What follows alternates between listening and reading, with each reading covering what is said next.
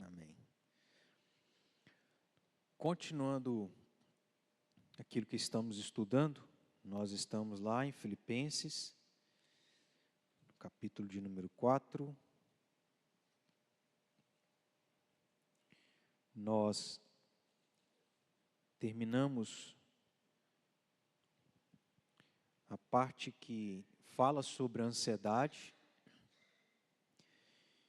que é mais especificamente o versículo 6 e o versículo 7, tem uma conexão bem direta com o versículo 6. Então a gente fez uma contextualização do que Paulo estava falando nos versículos 2 a 5, depois entramos no nosso texto, versículo 6, também observamos o que Deus nos ensina no versículo 7, e a gente vai dar sequência aqui, tendo a oportunidade também de estudar os versículos 8 e 9, que tem uma certa relação com esse assunto dos versículos anteriores.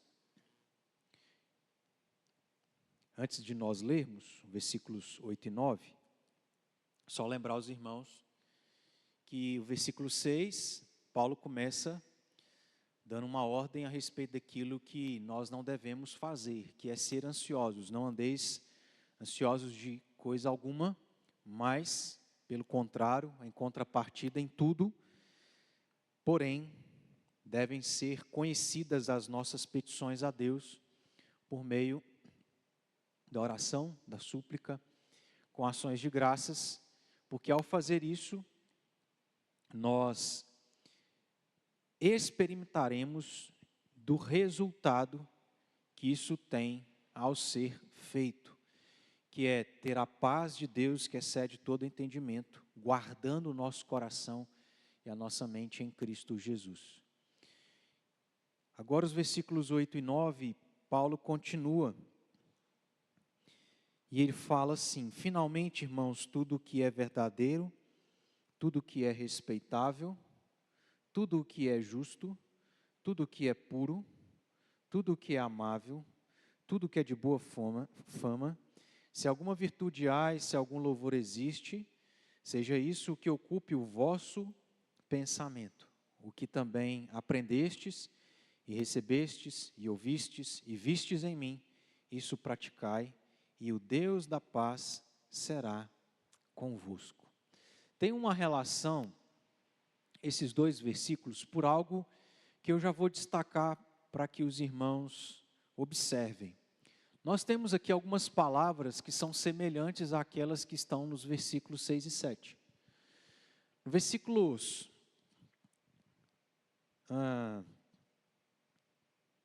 6 e 7,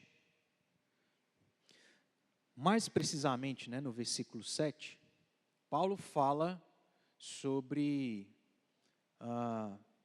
coração e mente, certo? O resultado de cumprir com o que Paulo estava ordenando é ter o coração e a mente guardadas. Quando a gente vai para essa passagem que vamos estudar, o versículo 8 fala sobre pensamento. Seja isso o que ocupe o vosso pensamento.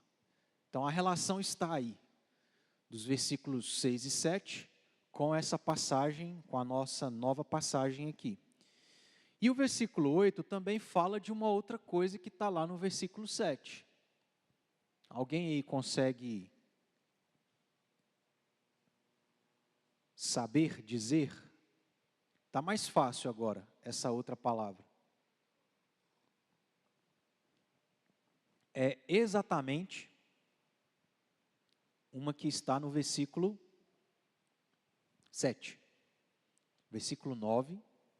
Espera aí, fiz confusão. Versículo 8, não é 9 mesmo. Versículo 9, parece uma palavra que é a mesma, literalmente, que está no versículo 7. Então, uma que a gente já viu é pensamento. pensamento e mente. E a outra é exato.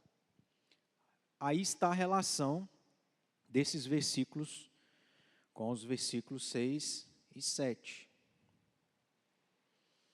E o versículo 8, então, começa com a palavra finalmente. Por quê? Porque agora nesses versículos 8 e 9, Paulo vai apresentar uma última coisa que complementa o que ele estava dizendo nos versículos anteriores. Então ele fala lá, não sejam ansiosos, ao invés de serem ansiosos, coloquem tudo que vocês precisam, peçam tudo que vocês necessitam a Deus em oração. Que aí vocês vão ter como resultado paz. O versículo 8 e 9 é um complemento, porque ele está dizendo, finalmente, é uma última coisa que ele tem para dizer, para complementar o que ele já estava dizendo. E o que ele quer complementar está na parte finalzinha do versículo 8, que é quando ele diz assim, seja isso o que ocupe o vosso pensamento. Então a primeira coisa que ele inicia dizendo é, não sejam ansiosos, ao invés disso, peçam em oração. Aí ele vai complementar essa ordem dizendo agora, finalmente, irmãos, algo precisa ocupar o pensamento de vocês. Então esse é o complemento. Esta, a gente pode dizer, é uma segunda ordem daquilo que Paulo, e poderia até dizermos que é uma terceira, mas enfim, é uma outra ordem que Paulo dá àquilo que é o assunto que é sobre ansiedade. A ordem que ele está dizendo aqui é que há um tipo de pensamento, preste atenção, que o crente deve ter um tipo de pensamento em específico. O tipo de pensamento que deve ocupar a mente do crente. É sobre isso que ele vai falar no versículo 8 e 9. Que o crente tem que ter um tipo de pensamento que ele vai declarar aqui. E antes da gente observar o que ele vai declarar sobre esse tipo de pensamento que o crente deve ter na sua mente, é importante a gente perceber que isso tem relevância, faz todo sentido, porque quando eu e você estamos ansiosos, o que acontece com a nossa mente e com o nosso coração?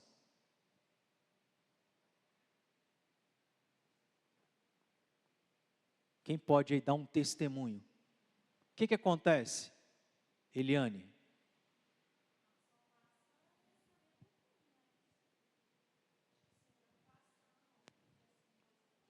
Uhum. É basicamente isso, né? O problema é que não são poucos, são muitos. E a ideia do que significa a palavra no original sobre ansiedade é essa, né? De dois caminhos, porque eu sou tomado por várias coisas dentro da minha mente e do meu coração.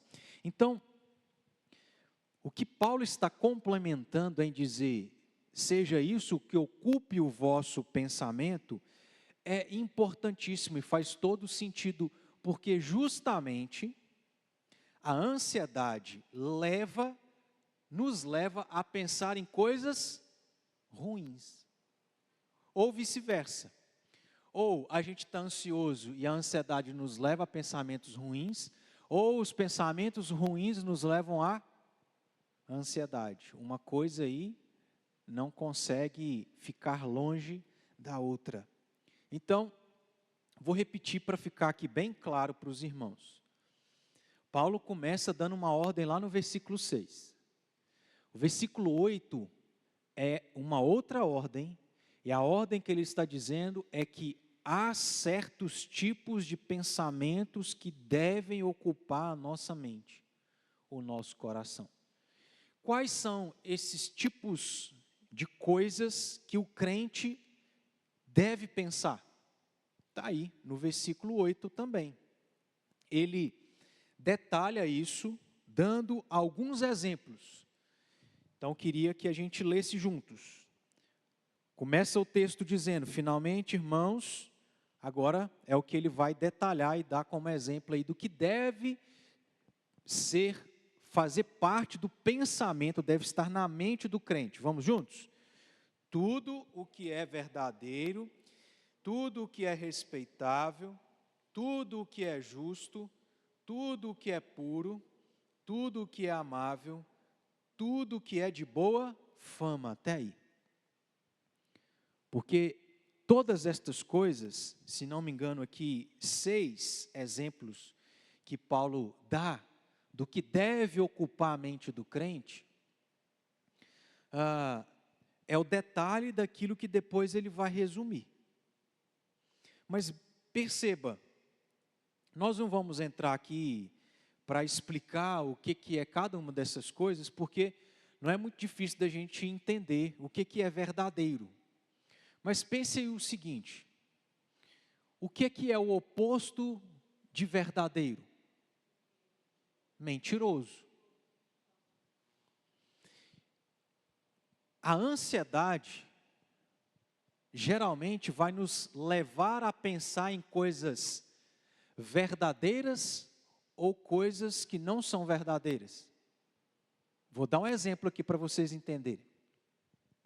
Quando a gente tem um parente em casa, um filho, seja um cônjuge, seja quem for, e ele foi para a rua, e ele tem um horário de chegar em casa, depois do trabalho ou qualquer outra situação. E ele atrasa e começa a demorar. O que vem à nossa mente? As piores coisas, não é? E, graças a Deus, a maioria das vezes, se não forem todas, dos momentos que nós pensamos nas piores coisas que podem acontecer, elas não acontecem. Então, nesse sentido, a ansiedade acaba nos levando a ter pensamentos a respeito de coisas que não é o que vai acontecer. Não é algo verdadeiro que está acontecendo. Quando a gente fala lá, quando a gente vê lá no versículo 8, Paulo dizendo também para pensarmos em tudo o que é respeitável. O que é o oposto de respeitável?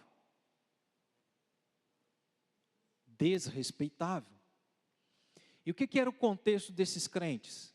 Estavam sendo perseguidos, lembram?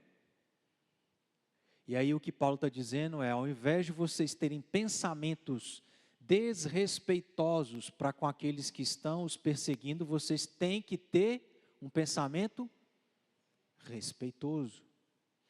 Tudo o que é justo, eles estavam sendo perseguidos, sofrendo. Então, ao invés de terem pensamentos injustos, errados, para com os que estavam perseguindo, eles deveriam ter um pensamento justo. Tudo que é puro, a mesma coisa. Sendo perseguidos, ao invés, ou sendo pecaminosos, né? Ainda que salvos. Ao invés de vocês terem pensamentos impuros, porque muitos deles foram gentios, tiveram práticas a vida inteira imorais, pagãs, ao invés de a mente ser ocupada e tomada por coisas impuras e imorais, o que tem que estar na mente de vocês é tudo aquilo que é puro. Tudo que é amável, mais uma vez, sendo perseguidos, ao invés de terem um sentimento de ódio para com quem estava prejudicando, para com quem estava fazendo mal, para com quem queria ali, inclusive, até mesmo tirar a vida desses crentes, eles deveriam ser tomados de pensamentos sobre tudo aquilo que é amável. E por fim, tudo que é de boa fama. No mesmo contexto, eles não poderiam ter pensamentos que não fossem pensamentos para que alguém pudesse admirar ou aceitar. É isso que Paulo detalha a respeito do que ele ordena. Seja isso o que ocupe o vosso pensamento. Todas estas 6 coisas ele detalha. E aí depois, caminhando para o final do versículo 8, ele resume. Ele exemplifica, ele detalha aqui com essas 6 coisas, para a gente ter um norte, mas ele não fecha só nisso. Ele não quer aí ser restrito, essa ordem ser restrita a apenas 6 coisas. Então ele termina resumindo e aqui englobando várias coisas. Veja aí, depois da parte que nós lemos juntos.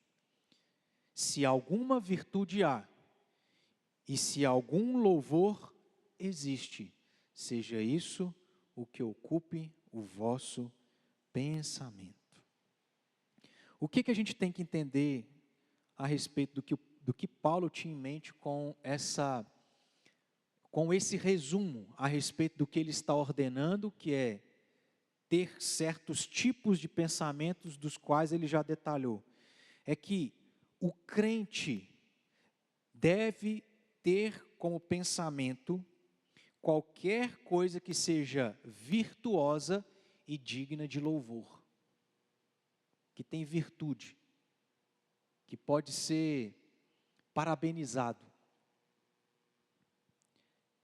Os pensamentos que nós devemos ter na nossa mente, no nosso coração, no geral, tem que ser apenas coisas louváveis e coisas virtuosas. Em outras palavras, é mais especificamente tudo o que diz respeito à palavra de Deus.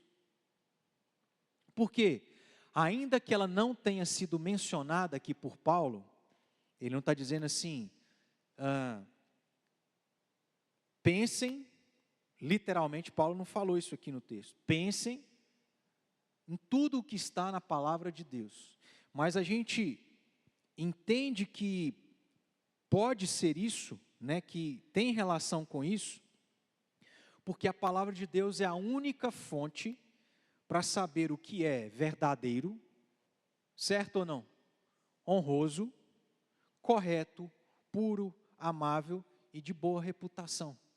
Então, para eu colocar em prática essas 3 coisas, quais são elas? Vamos pela ordem aqui, Primeiro tenham certos tipos de pensamento. Quais? Aí ele vai listar lá aquelas 6. Em resumo, tudo aquilo que é louvável e tudo aquilo que é virtuoso. Para que a gente cumpra isso, é só por meio da palavra. Porque é a palavra de Deus que vai dizer a nós o que é verdadeiro. É a palavra de Deus que vai dizer para nós o que é respeitável, o que é justo, o que é puro, o que é amável, o que é de boa fama, o que é virtuoso e o que é louvável. Não é com base no meu próprio entendimento, não é com base naquilo que inclusive as pessoas e o mundo diz. Não é com base naquilo que o padrão, naquilo que o mundo apresenta para nós como padrão, do que é certo, do que é errado. Mas é baseado na palavra de Deus, que é a verdade a respeito de tudo que Deus quer para nós. Portanto, o que Paulo ensina é que a vida de pensamento do crente deve ser focada nas grandes verdades da palavra de Deus. Ao invés de nós sermos ansiosos e a nossa mente ser tomada e ocupada por pensamentos ruins, a primeira coisa para combater a ansiedade é oração. Pede a Deus o que você precisa. A segunda coisa que combate a ansiedade é abandonar os pensamentos ruins e trazer à mente e ao coração as verdades, as promessas de Deus na sua palavra. Olha só que interessante, eu não tinha pensado nisso. Isso me veio à mente agora. Nós estamos nos referindo aqui a duas coisas fundamentais da vida cristã: oração e palavra. Eu oro para combater a ansiedade, porque eu vou pedir a quem pode, quem é poderoso. Eu leio a Escritura para saber o que tem de bom nela, que se aplica à minha vida, porque Cristo alcançou isso por mim na cruz. Oração e palavra. E uma das coisas que a gente mais negligencia na vida cristã é justamente oração e palavra. E o cristão que não deveria ser ansioso, tem sido. Porque não tem orado e não tem lido a palavra de Deus. O que Paulo está ensinando, irmãos, é que a nossa mente sempre deve estar ocupada das promessas de Deus, das bênçãos de Deus, do que Deus é, e não de coisas ruins, e não de coisas que vão nos levar à preocupação e à ansiedade. Se a gente for pensar em tudo e preocupar com tudo, não tem como ter paz, tranquilidade. Então, eu saber que Deus, por exemplo, como a gente já aprendeu lá em Mateus capítulo 6, é saber que Deus é o provedor, é o protetor, é o mantenedor, é o sustentador. Então, Ele está dando alimento à ave, Ele está dando beleza, porque as flores são vestidas da beleza que tem. Ele também tem feito assim para comigo. Eu não preciso ficar preocupado e ansioso com como eu vou fazer para ter a roupa e ter a comida. Mas eu tenho que permear minha mente, o meu coração, da promessa a respeito e aquilo que diz respeito ao que Deus é. Pensar nas coisas boas da palavra de Deus combate a ansiedade. Abra aí em Colossenses capítulo 3, versículo 2.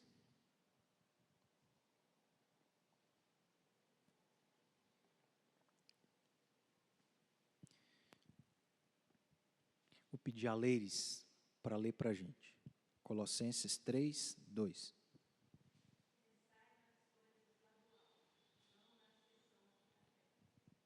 Paulo já havia dito isso também aos Colossenses. Nós, meus irmãos, temos coisas boas para poder pensar. Então, por que nós vamos ficar pensando nas coisas ruins? Pense nas coisas que são lá do alto. Não pense nas coisas apenas daqui da terra, porque se limitam a essa terra. E aqui nessa terra é um lugar onde o pecado é real. E por conta disso, acontecem essas coisas todas que nós sabemos. Dor, sofrimento, dificuldades. Pensar nas coisas boas, nas coisas que a palavra de Deus revela a nós, do que Deus fez lá em Gênesis, contou a partir de Gênesis, e revelou até em Apocalipse, é o que vai combater a ansiedade na nossa vida.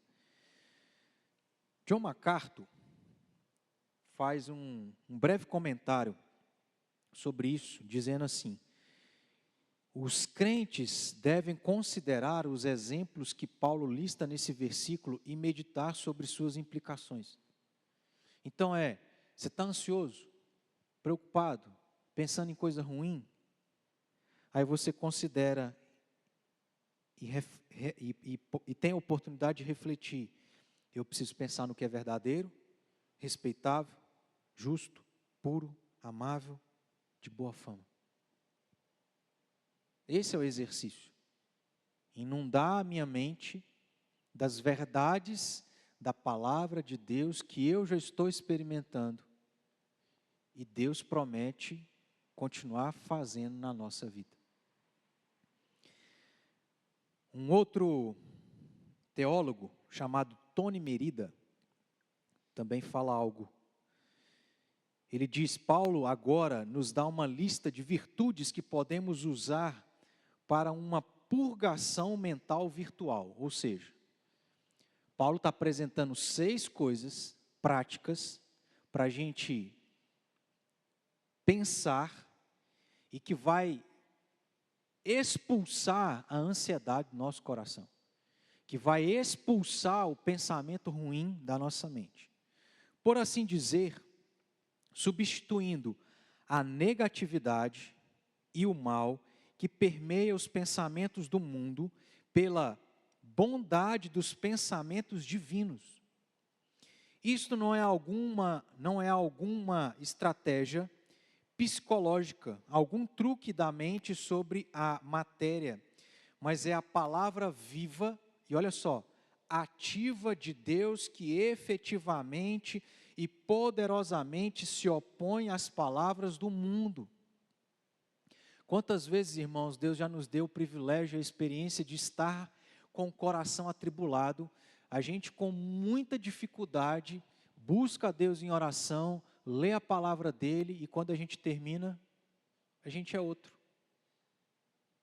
Porque quando a gente lê, a gente está ali se apropriando daquilo que Deus está revelando, do que é uma verdade na nossa vida, e nós temos a ação da palavra por meio do Espírito Santo, para que ela seja aplicada ao nosso coração. E isso acontece de maneira sobrenatural. O remedinho que nós temos em casa, de graça, para combater a ansiedade, é oração, que não precisa ir lá para Jerusalém. Oração onde a gente estiver. E a leitura da palavra que a gente tem aonde a gente estiver agora. Não tem desculpa mais. Se não tiver um celular, você pelo menos uma Bíblia tem. É simples, né, irmãos? Mas a gente esquece. Abra em Romanos 12, 2, é um texto que a gente conhece.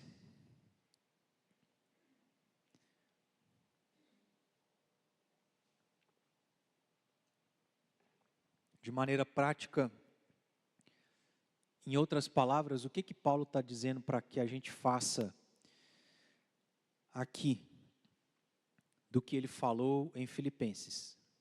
Aos romanos, ele falou algo semelhante, com outras palavras. Não vos conformeis com este século, mas, o que é para fazer? É lógico que aqui tem um contexto bem específico, mas vamos aplicar o que Paulo está dizendo aqui, é a questão da mente. A minha mente está cheia de pensamento ruim. Eu preciso transformar a minha mente para começar a pensar em coisa boa. Transformai-vos pela renovação da vossa mente, para que experimenteis qual seja a boa, agradável, perfeita vontade de Deus. Em outras palavras, aqui aos romanos, é Paulo dizendo, e a gente se apropriando disso aqui e aplicando a questão da ansiedade.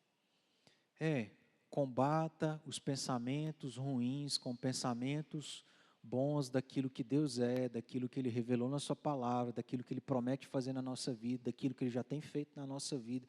Porque ao fazer isso, a gente vai experimentar do que é bom, que é uma vida sem ansiedade. Ponto.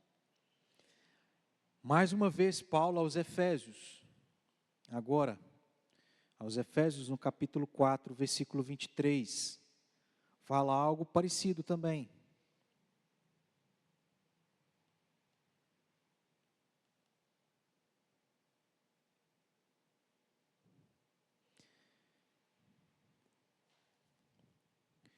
e vos renoveis no espírito do vosso entendimento. A gente precisa fazer isso, irmãos. Transformar, renovar, a gente precisa pensar nas coisas lá do alto. Nós precisamos aqui substituir os pensamentos ruins com pensamentos bons daquilo que a palavra de Deus revelou à nossa vida. A gente precisa fazer isso porque a nossa vida é produto dos nossos pensamentos. A gente vai viver aquilo que a gente está pensando. Isso vai ser refletido, o que a gente pensa vai ser refletido no nosso dia a dia. Se eu penso em coisa ruim, eu vou ficar bem? Vou ficar feliz? Não. Provérbios capítulo 4, versículo 23, diz: sobre tudo que se deve guardar, guarda o coração. Por quê? Porque dele procedem as fontes da vida. Mais uma vez, citando aqui Tony Merida, ele fala sobre isso o seguinte: você quer saber o que um homem realmente é? Salomão acabou de nos dar um teste. Não é o que ele diz, mas é o que ele pensa. Porque o que a gente pensa reflete na nossa vida. Também em Provérbios 23, no versículo 7, diz: porque como imagina em sua alma, assim ele é. Nós somos o que pensamos. Se pensamos em coisas ruins, isso vai nos tornar ansiosos. Então, tem um comentário aqui de um outro teólogo, que assim me chamou muita atenção, e eu queria ler e os irmãos prestassem atenção, porque ele vai dizer algumas coisas aqui que refletem exatamente o que acontece conosco. Ele diz assim: a maior área de pecado na vida do crente não é, preste atenção, não é a área das ações, mas a área do pensamento. Há toda uma classificação de pensamentos que teríamos que chamar de pecados da mente. Qual foi o primeiro pecado do diabo? O orgulho. O que é isso? Ele fala, é um pecado da mente. O que é luxúria, cobiça, ganância, suspeita, desânimo? Um pecado da mente. Esses pecados são mais reais para o Filho de Deus do que pecados como adultério, assassinato e roubo. Isto é um testemunho do fato de que há uma guerra acontecendo. E aí olha só o que ele fala: Satanás está atacando muitas das vezes a nossa mente. Porque pode ser que a gente até não mata, mas você pensou. E às vezes a gente peca muito mais na mente do que fazendo realmente as coisas. E aí, nesse sentido, ainda que a gente não é um assassino, literalmente, a gente é um assassino interiormente. Lembra o que Jesus disse? Que não precisa ser adúltero aquele que consuma um ato de adultério com uma pessoa, mas de alguém que pensou, olhou. Porque o que nós pensamos reflete exatamente o que nós somos. Ainda que a gente não externalize isso. E a gente sabe o quão mal, quão ruim nós somos, lá dentro. Quem nós realmente somos. Eu gosto sempre de dar o exemplo do dedinho do pé na quina do móvel. É o exemplo clássico. Na hora você reflete quem você é. Boca suja. Não é? Coração ruim. A gente xinga. Ainda que seja um xingo assim mais santo, né?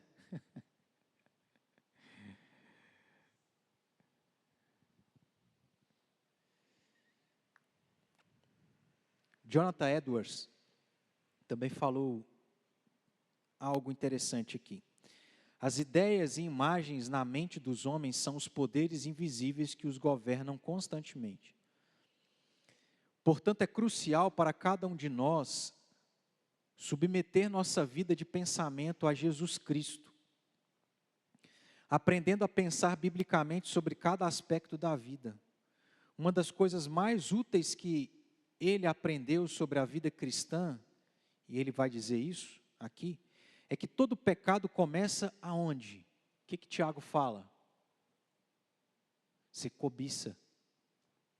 Depois que você cobiça, dá a luz ao pecado, quando é consumado. Começa em nossos pensamentos, que a Bíblia frequentemente chama de coração. Jesus disse: o que sai do homem, isso é o que contamina o homem.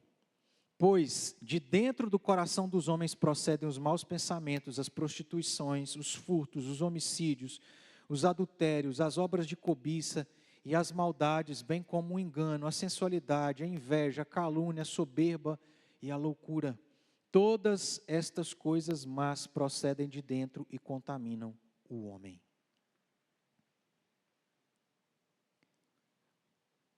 Então, irmãos, a gente combate a ansiedade, tirando aquilo que não presta da nossa mente e do nosso coração, e cuidando da mente e do coração, orando e lendo a palavra do Senhor, lembrando das promessas do Senhor, lutando contra a nossa mente, porque ela reflete quem nós somos.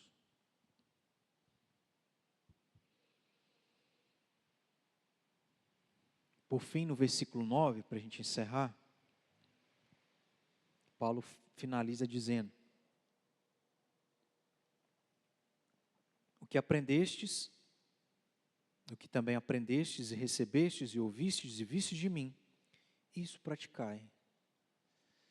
É ele terminando dizendo assim: crente, eu já te ensinei algo no versículo 6, 7, 8. Pelo amor de Deus, pratica o que eu estou falando.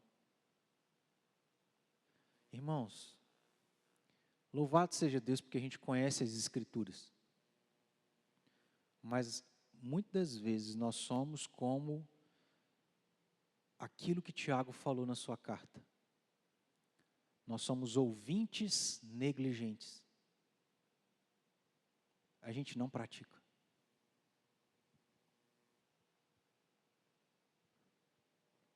Paulo diz: o que vocês aprenderam, receberam, ouviram, viram, pratiquem. Orem, leiam a Bíblia, deixem de ser ansiosos. Se nós fizermos isso, Paulo diz que o resultado é aquilo que ele já mencionou lá no versículo de número 7. Lembra lá? E a paz de Deus, que excede todo entendimento, guardará o vosso coração e a vossa mente em Cristo Jesus. A paz de Deus. Agora ele muda, porque ele vai dizer assim: se a gente praticar e obedecer, deixaremos de ser ansiosos, porque não só teremos a paz de Deus, mas teremos o Deus da paz conosco. Não é só a paz de Deus, é o Deus da paz. Mas para isso a gente precisa praticar. E que a gente pratique em nome de Jesus. Oremos e possamos ler a palavra de Deus, para deixar de ser ansiosos. Pois não. Por favor.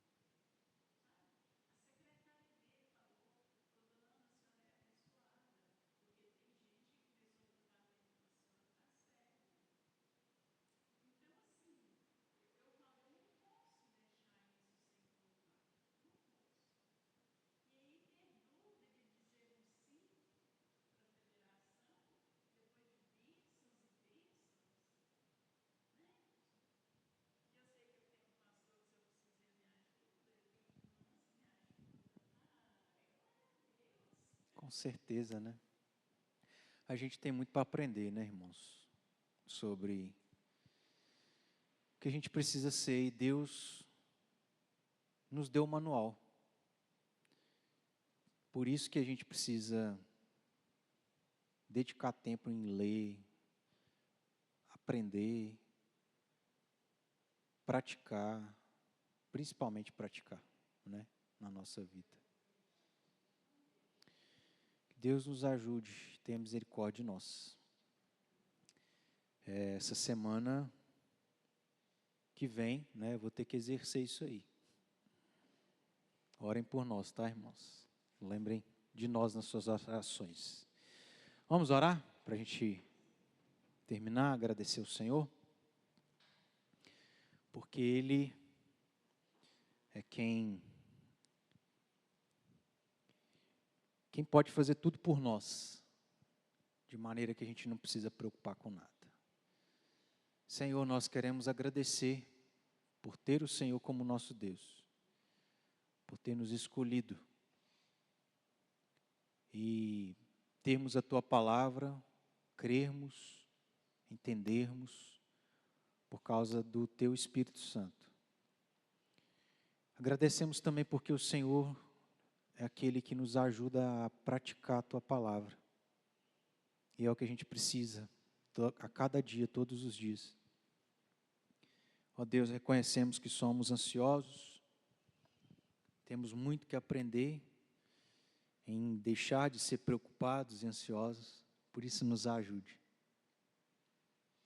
Que a gente pegue essa receita de Mateus capítulo 6, de Filipenses capítulo 4, textos tão simples, principalmente esse de Filipenses, de algo tão prático, simples de fazer, para que a gente, ao lembrar, coloque em prática e assim desfrute da paz do Senhor e do Senhor que é o Deus da paz.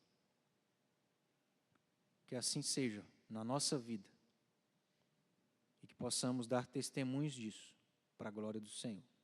É o que nós oramos, agradecidos, em nome de Jesus. Amém.